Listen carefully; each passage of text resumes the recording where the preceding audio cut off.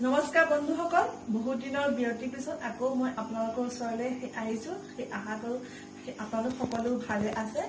মই আজি আপোনালোকৰ ওচৰলৈ এটা লক্ষী পূজাৰ ভিডিঅ' লৈ আহিছো। যোৱা বছৰ মোৰ লক্ষী পূজাৰ ভিডিঅ'টো চাই বহুত ভাল পাইছে আৰু এতিয়ালৈকে 20K ভিউৱাৰ্ছ হৈছে।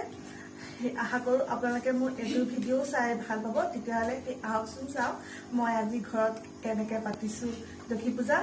আৰু মোৰ ভিডিঅ'টো যদি আপোনালোকে চাই ভাল পায় তেতিয়াহ'লে লাইক, কমেণ্ট, শ্বেয়াৰ আৰু ছাবস্ক্ৰাইব কৰিবলৈ একদম নাপাহৰিব।